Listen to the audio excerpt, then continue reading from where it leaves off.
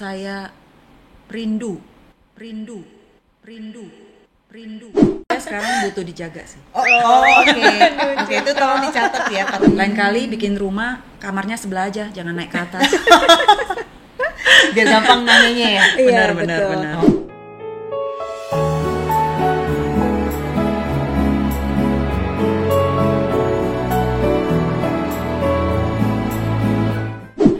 Hai, selamat sore ibu-ibu. Selamat datang di ruang cerita kita yang berjudul Cerita Rumah. Biasanya kita cerita dengan kopi, tapi karena kita emak-emak, hari ini kita ditemenin rujak Bandung. Nah, tantangan parenting itu dari masa ke masa, tidak pernah habisnya. Jadi topik ini akan terus ada dan bagaimana kita menghadapinya, bagaimana kita mencari solusinya. Hari ini kita akan memperkenalkan teman-teman saya yang kebetulan pingin berbicara, pingin ngobrol santai untuk saling memberikan solusi dengan tantangan zaman ini. Silakan. Oke, hai Bu Vero, Halo. hai Susan, halo semuanya. Nama saya Astrid, saya adalah seorang istri dan juga ibu dari 3 anak. Anak-anak saya 2 laki-laki, tahun ini umur 18 dan 16, lalu dapat bonus anak perempuan umur 8 tahun. Dan saya juga adalah seorang doktor dari bidang pendidikan dan saya juga sudah menggeluti bidang pendidikan selama lebih dari 20 tahun dan sekarang ini saya adalah co-founder dan juga principal di Playhouse Academy. Ya, jadi kita hadirkan seorang dokter. Kemudian berikutnya, Selamat sore semuanya, saya dengan Susan. Kebetulan anak juga baru 1 dok sekarang. Iya. Satu aja ya. Astrid. Anak 1, perempuan 3,5 tahun. Saya juga seorang co-founder dari Love Care Indonesia. Oke. 1, 3. Yang paling benar adalah KB, 2 saja. 1, ya mikir lagi nambah boleh. Kalau udah 3 itu bonus. Oke, topik kita hari ini adalah sabar menghadapi tantangan parenting. Kebetulan anak-anak kita emang variasi banget. Saya belum memperkenalkan anak saya 3, tapi ya memang udah besar, udah tinggi, lebih tinggi dari saya. Sedangkan mereka itu masih, tapi nggak apa-apa, kita variasi yang berbeda, tapi kita bisa mencarikan solusi sama-sama. Bagaimana anak kamu Susan yang umur 3 tahun itu, Queen kan sekarang umurnya 3,5 tahun. Nah jadi 3,5 tahun itu lagi usia dimana dia sering banget bertanya tentang apapun. Dimanapun, kita lagi di transportasi umum kah, atau lagi di museum kah, dia akan bertanya satu hal yang sama terus menerus, bisa sampai 100 kali. Nah, benar-benar harus sabar. Lebih lagi itu Bu.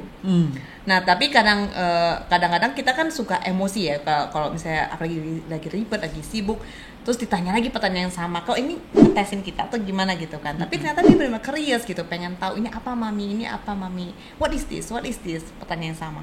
Jadi sekarang triknya kita adalah setiap kali kita mendengar pertanyaan yang sama itu, sebelum kita jawab, tarik nafas dulu, ingat sabar, anak sendiri gitu kan. Jadi harus sabar. Oke, anak sendiri. Iya, karena orang lain juga harus begitu sih. Ya betul juga sih maksudnya.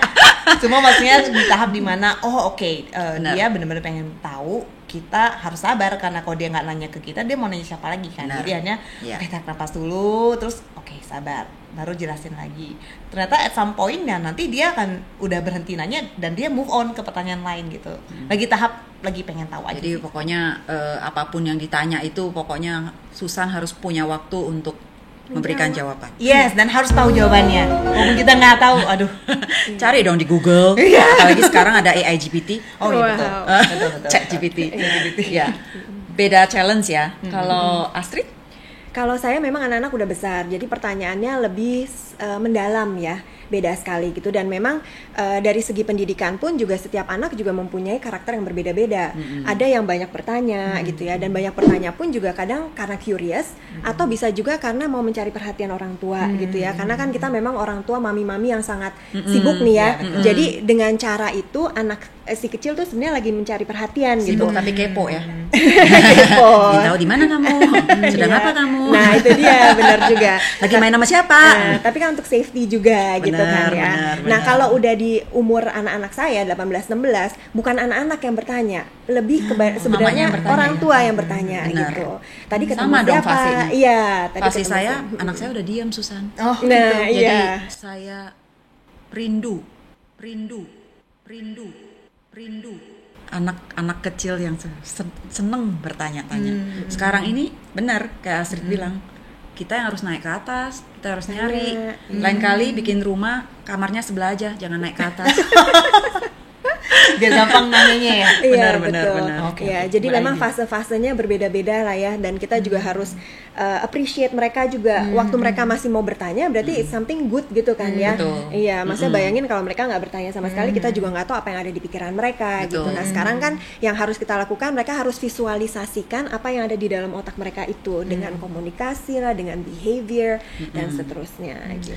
Dan sebenarnya komunikasi itu penting ya. Saya Betul. juga belajar karena saya berusaha bagaimana bisa menjadi teman buat anak, dan itu sesuatu hal yang sangat susah. Apalagi zaman sekarang, media, zaman yang dimana media itu jauh lebih tertarik daripada muka mama. Video YouTube. Muka mami. Kalau mami datang ya paling nanya itu lagi gitu loh. Nah, bagaimana sebenarnya kita membangun komunikasi dengan anak? Ya. Ya kalau misalnya untuk Susan juga bagaimana kita menghadapi kesabaran anak yang talkative gitu loh. Memang benar, kadang kita tuh kepengen anak kita sebagai teman kita gitu ya. Tapi kadang salah kaprah juga orang tua yang anak-anaknya masih 2 tahun, 3 tahun gitu, dijadiin teman itu Nggak bisa. kurang tepat gitu. Karena kita sebagai orang tua harus ada otoritas terhadap anak, pengasuh pun juga harus ada otoritas gitu ya. Maksudnya in a gentle way gitulah. Jadi memang itu yang menjadi tantangan juga ya buat orang tua. Ngomong-ngomong soal itu, saya masih ingat waktu dulu kita tuh kalau zamannya kita kan pasti satu arah, udah pasti mau guru mau orang tua itu satu arah. Tapi zaman sekarang kita itu harus oke, anak-anak sebisa mungkin jangan ada kata-kata no. Itu zaman waktu anak saya masih kecil ya.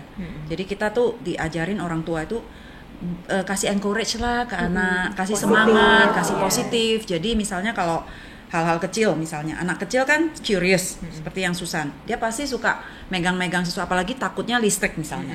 Waktu listrik itu kita diajarin orang tua jangan ngomong no, atau dia lari don't run, nggak boleh, katanya walk please. Yes. Jadi kata-kata itu. Nah terus kayak itu jangan ada kata kayak listrik, jangan ada kata no sebaiknya ya. Tapi saya merasa ya ajaran Asia dengan ajaran ya jadi East ya, Timur dengan Barat itu memang kombinasi itu paling baik. Karena satu arah satu arah itu ada benarnya juga supaya kita ada otoritas. Saya merasa mungkin zamannya saya karena diperlakukan orang tua otoriter, akhirnya saya itu memperlakukan anak kita equally. Tapi setelah anak saya besar, saya mulai berpikir sebenarnya equally itu untuk semua hal selama kita ada hidup di East, di Timur, itu tetap tidak bisa. Karena otoriter, rasa etika dan menghormati, hierarki itu Masih tuh ada. penting di Iya. sini. Walaupun saya bukan bilang maksudnya Barat itu nggak ada hierarki itu. Cuman memang caranya itu beda. Nah, bagaimana ya ini kita bicara, kalau saya itu kan boleh dibilang ya parenting yang udah lebih, saya nggak tahu ya masanya masa anak-anak saya itu berarti masa milenial bukan loh, sebelum Alpha. milenial ya. Sekarang kan strawberry ya. Iya. Yang Mereka anaknya Alpha Astrid berarti strawberry tapi, generation. strawberry. Ya kalau Susan punya anak saya udah nggak tahu apa lagi. Mungkin Iya. bisa di-sharekan Iya. perbedaan-perbedaan zaman seperti ini. Iya, jadi memang semua ini kan tantangan yang kita hadapi ya. Dan menurut saya kunci dari semuanya itu adalah orang tua yang mau belajar, gitu. Kalau kita sudah terpaku dengan waktu dulu mama saya begini, jadi saya nggak mau kayak mama saya, atau dulu mama saya begini, saya harus seperti mama saya. Itu kan juga berarti kita menutup apa yang sebenarnya udah ada di dunia ini yang sudah dites oleh riset, apa yang terbaik untuk pendidikan anak, gitu. Sehingga menurut saya orang tua harus peka. Yang pertama harus bisa mau belajar. Dan untuk maksudnya kita juga semua orang yang sibuk gitu ya, mami-mami. Maksudnya seharian juga harus kerja, harus keluar, pulang juga. Kerja bukan ya tapi ya. Kerja gitu kan ya. Kerja apa? Tapi saya selalu sibuk ya. Saya selalu berprinsip dari dulu, memang kita sebagai wanita walaupun jadi orang tua buat anak, keluarga dan segala macam, memang kita harus punya me time. Tapi kebablasan somehow ya kadang-kadang. Bisa sibuk karena ada ini, ada itu, tapi kita juga tahu ada tanggung jawab kita untuk ngurusin anak. Betul, gitu. Tapi ya gitu, akhirnya memang balik-balik lagi kita itu mungkin ya kalau karena sibuk, karena apa, kita perlu seorang neni, apalagi akhir-akhir ini pengasuh-pengasuh itu sedang lagi yang kemarin kejadian itu, ya kita memang zaman menurut saya tentang pengasuhan anak atau anak yang dipukulin atau yang ini itu pasti terjadi masa ke masa. Cuman bagaimana kita mendapatkan orang tua pengasuh yang benar-benar bisa dipercaya gitu. Cuman ya maksudnya gimana nih solusinya nih? Mungkin dari pengalamannya Astrid atau dari pengalamannya Susan, pernah ngalamin hal yang sama atau gimana gitu. Kalau saya udah lewat. Udah nggak perlu ya Bu ya? Saya masih lama berarti butuhnya. Saya sekarang butuh dijaga sih. Oke, itu tolong dicatat ya Permisa. Mungkin nanti kalau ada yang berminat bisa komen di bawah. Oke, kalau mungkin saya bisa sharing karena masih menggunakan neni kan, jasa neni. Karena anak kan masih 3 tahun. Kalau menurut saya prinsipnya itu adalah komunikasi dan juga respect. Maksudnya ada memberikan otoritas juga kepada neni. Saya setuju banget dengan yang Astrid sampaikan bahwa kita kalau seorang sebagai wanita yang bekerja dan sibuk sekaligus juga mama, tapi nggak bisa bagi diri kita untuk pada saat yang bersamaan ngurus anak sekaligus bekerja. Oleh karena itu kita butuh extra help, bantuan ekstra dari neni. Nah, neni yang kita butuhkan bukan hanya sekedar neni yang jadi patung ya, cuma di sampingnya liatin, that's it, tidak ada komunikasi, itu bukan yang kita inginkan. Kita ingin bisa ada komunikasi dengan anak kita. Kita ingin dia bisa menstimulasi anak kita gitu kan. Tapi baru bisa dilakukan jika kita memberikan otoritas itu. Nah, otoritas kepada neni bahwa oke, kalau misalnya dia mau ini, kamu bilang nggak boleh, nggak apa-apa gitu. Atau misalnya dia salah, kamu marahin, nggak apa-apa. Tapi ada batasan. Tapi banyak sekali memang neni-neni yang pokoknya anaknya nggak boleh gini ya, anaknya jangan sampai nangis ya, anaknya sampai ini. Mungkin salah ininya ya, berarti memang kalau dari Susan harus kasih otoritas. Iya, bahkan kalau dalam kasusnya kalau itu dipercaya dong tapi. Iya, tentu. Kita sama-sama belajar ya, bukan cuma orang tua yang belajar, tapi neni pun belajar. Seperti misalnya, kita kan nggak tahu ya batasan yang diizinkan kita, tip ibu kan berbeda-beda. Misalnya, ketika kita aja sebagai ibu bisa apa ya, kesel sendiri dari anak kita kan, apalagi ya bukan anaknya sendiri. Ini ada tugas profesionalnya dia. Mungkin ada satu masa di mana dia akan juga gedek sendiri kayak, aduh nih kok nggak mau denger sih, kok nggak mau makan sih, kok nggak mau. Saya udah ngomong enggak kok. Dia bisa misalnya nadanya agak tinggi.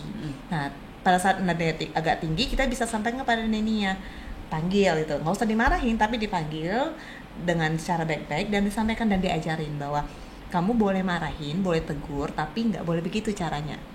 Karena anak jangan sampai merasa tidak aman sama kamu. Jadi kamu boleh sampaikan yang mana boleh kamu lakukan, yang tidak boleh kamu lakukan. Jadi si neni pun belajar, nggak cuma dimarahin dan dia akan merasa nggak dipercaya juga kan. Kalau gitu dia akan serba takut mau berinteraksi dengan anak kita gitu. Nah, sementara kita ingin dia bisa berinteraksi dengan baik.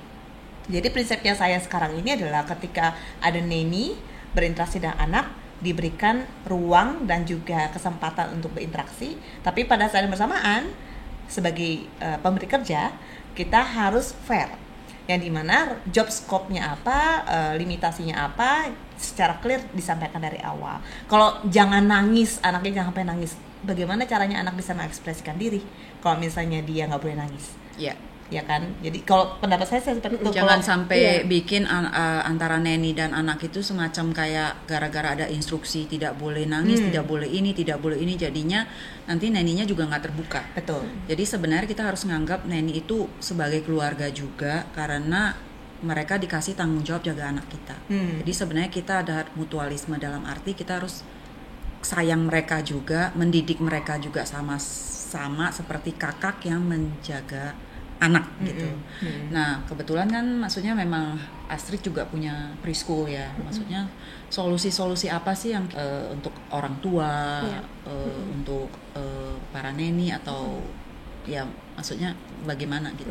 Ya kembali lagi kita kan semua harus mengingat bahwa neni-neni ini kebanyakan kan datang dari kampung gitu ya, Betul. dimana pendidikan mereka ya limited Yes. gitu, sehingga waktu mereka datang ke rumah kita apa yang ada di pikiran mereka berbeda dengan apa yang di pikiran kita, standar kita berbeda dengan standar mereka, ekspektasi kita berbeda dengan ekspektasi mereka, sehingga kuncinya adalah kita harus komunikasi. Tapi kita juga maksudnya sibuk sekali gitu kan, kita pikir bahwa ya masa begini aja nggak tahu sih, tapi itu harus dikomunikasikan. Dan yang penting juga adalah menurut saya training gitu, bagaimana kita menyelaraskan ini loh gitu ekspektasi kita, ini standar yang kita mau, bukannya kita nggak mau anak kita nangis gitu, nangis is good gitu kan buat dia komunikasi, kembali lagi kayak Susan bilang. Dan untuk anak juga melatih bahwa emosi itu dia harus bisa regulasi juga, jangan tiap kali nangis disodorin gadget, nangis disodorin gadget. Jadi gitu. kayak gini, misalnya kalau saya lagi memandang ya, maksudnya mengevaluasi. Biasanya kalau ada orang tua yang tiba-tiba anaknya nangis itu belum apa-apa tuh udah histeris kayak kenapa nangis tuh Iya, anak. betul. Jadi akhirnya si neninya nangkepnya Nggak walaupun boleh nangis. tidak ngomong tapi secara ya gerak Body tubuh language itu dan ininya kata-katanya itu kayak oh berarti anak ini nggak boleh dinangisin gitu. Nah itu yang harus dibangun komunikasi. Yes. Nah, benar Komunikasi yang- dan juga diperlengkapi neni-neni ini dengan knowledge yang benar dan tepat gitu. Nah contohnya nih ada anak-anak kita terima anak-anak baru gitu di sekolah kita lagi lari-lari jatuh, lari-lari jatuh gitu. Waktu kita tanya sama orang tua kenapa gitu, apakah ada sesuatu yang bermasalah di rumah gitu, ternyata ya ujung-ujungnya adalah neninya selalu pegangin tangannya karena orang tua bilang nggak boleh jatuh gitu. Nah sekali dia masuk ke sekolah nggak ada yang pegangin tangannya, benar juga. dia jatuh terus, koordinasi dan balance-nya juga nggak terlatih gitu, sehingga sepertinya ada missing link gitu. Sewaktu dia develop gitu di awal, sewaktu dia harusnya tuh jatuh, belajar get up, belajar lagi lari gitu, jatuh lagi belajar, itu nggak ada gitu. Berarti itu yang kita bilang itu membangun kepercayaan itu, membangun kepercayaan komunikasi antara neni dan si orang tua sebenarnya. Betul. Akhirnya kalau yang dilihat itu adalah mereka tuh saling menebak. Akhirnya neni menebak oh kalau dia jatuh dimarahin berarti nggak boleh gitu loh. Kalau nangis dimarahin berarti si neni itu hanya berpikir bagaimana membuat mereka tidak nangis, tidak jatuh Betul. gitu, dan itu sebenarnya salah ya. Iya, kurang tepat aja karena anak-anak perlu kan Betul, hal-hal betul, seperti ini betul, gitu, betul. mencoba jatuh ya luka dikit nggak apa-apa gitu, ya sakit Iya, memang. tapi memang gitu. susah ya. Makanya itu yang saya bilang karakter orang tua itu masing-masing tuh berbeda. Berbeda. Jadi ada orang tua yang memang dari dulunya dia memang dididik seperti itu dan mungkin sifat dia juga seperti itu. Akhirnya dia mau komunikasi juga nggak bisa. Akhirnya mungkin itu yang memperburuk situasi ya sebenarnya. Akhirnya ada yang terjadi ini dan terjadi itu gitu loh. Nah kayak seperti ini gimana ya? Maksudnya kita coba dari pengalaman dan Iya. mungkin ngelakuin apa, komunikasi itu penting, tapi komunikasi itu adalah investasi jangka panjang gitu. Apalagi sabar kan. Betul. Jadi berarti sabar itu bukan cuma sabar sama anak,